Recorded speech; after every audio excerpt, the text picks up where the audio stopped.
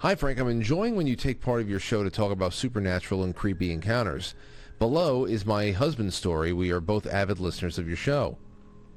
About 2 years ago, my husband and I decided to take our boys and drive to Germantown, Ohio, about 45 minutes from our home. Absolutely love a soft pretzel and didn't realize there was a pretzel festival. That sounds great. We both have never been to a festival or even Germantown before, which can be kind of creepy on its own because it's known for one of the best haunted places around Halloween time in their Land of Illusions being rated top Halloween attractions in Ohio. Anyway, once we got parked, we made our way to the festival and walked around all the booths. When it was time to get some amazing pretzels and drinks from one of the vendors, there weren't a lot of places to sit and enjoy our snack, but we noticed some old railroad ties that some families had taken advantage of. So we found one, and we all four sat down to eat. My husband got a pretzel to share with me and let me eat most of it, the first, since I love pretzels. Then he took the first bite. Instantly, he started to sweat and felt incredibly sick. Instantly from a pretzel. He sure it was the pretzel. He got up, he looked for a place to get sick and said, "We have to get out of here." So he looked for a place to vomit. But this is instantly. We immediately went to the car, even though I still didn't understand what had happened. I should pause right here and say that my husband is in fact an empath, so he can take in things that most people can't, even though he doesn't always care for that burden. Once in the car, he proceeded to tell me that with one bite of the pretzel, he felt that he had been poisoned, like something in his stomach was coming out. He felt incredibly sick, and when he looked up, he noticed a male in his 20s, dressed in a white t-shirt and jeans, blonde hair, not so super abnormal, but the way he stared at my husband, and it looked like he was almost chanting something.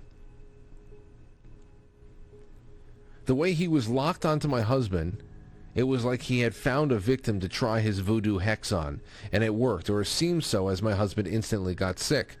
He said it literally felt like snakes in his stomach, and he had this strong feeling that not only had he had to throw up, that he would be throwing up snakes. Needless to say, we won't be going back. Side note, Germantown, damn. Side note, that has nothing to do with this story. We also live about 20 miles from Wright-Patterson Air Force Base. Okay.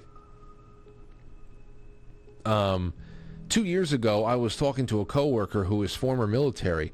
It was around the time that people were talking about storming Area 51. As we were talking about that, he says to me, "I don't know why anyone would want to storm Area 51. If they wanted to storm a base that keeps all the darkest secrets, it would be Wright-Patterson." That's everything. That's what I know. That's what I have been made to understand, I should say. I don't have any personal knowing. Then I said to him, "Hey, I have been doing tons of research on DUMBs, deep underground military bases." And he said, "Yeah, those aren't really a secret." And then I said, "Are there Nephilim down there working with black hats?" His face went stone cold and he said, "I can't talk about that," and he quickly changed the subject. Nephilim. Well, I know that from all of the testimony, the most unimpeachable testimony about things that happened in Roswell, Wright-Patterson is where the bodies were taken. And that some of the shards of the vehicles and things like that were taken to Area 51, S4, around there. And, but yeah, Wright-Patterson. Anybody who's done significant amount of digging into this subject knows that Wright-Patterson is where some of the bigger goods are. So yeah. All right. Well, here's one more. Here's one more. Hi, Frank. Since we're close to Halloween, I want to share a ghost encounter with hopes that you might share this on air. Growing up, I lived in a little house in a very rural area southwest of Cleveland, Ohio. A lot of Ohio tonight. This house had a very weird vibe, and it gave me the creeps a lot. I would often feel a hand on my shoulder while I was doing dishes. I saw shadow people, and my sister was absolutely terrified to be at home alone. When I was about 9 years old, my sister and I shared a room and had bunk beds, and I slept on the top bunk. One night, I woke up very abruptly to a man standing next to my bed just staring at me. I couldn't believe what I was seeing. He was your typical Ghost, gray in color and transparent. He was dressed in Abraham Lincoln-era clothing with a suit coat, top hat, beard, and mustache. He never moved or said a word, just kept staring at me. I was scared stiff. I just kept staring back in absolute disbelief and panic, and suddenly I heard a clicking noise like someone was walking across my 1970s linoleum floor. I looked, and there was a little girl who ran into my room and over to a woman who was standing by my dresser. The woman turned to the little girl, and then both turned to look at me. They were both dressed in clothing of the same era as the man. Large plantation-style gowns, and women had their hair pulled up into a bun, and the little girl had her hair down. They were too gray and translucent looking. I laid there for what felt like forever. I ran through every possible scenario of how I could escape my bedroom, but nothing seemed like it would work. I was too scared to even scream for my parents, who were in the room right next to me. I finally mustered up the courage to just pull the blankets over my head and went back to sleep. Jeez. In the morning, I told my mom about it, but never saw the ghosts again. Fast forward 20 years. I'm married. I moved into my home about 5 miles away from where I grew up. By this time, I didn't give that experience much thought and never even mentioned it to my husband.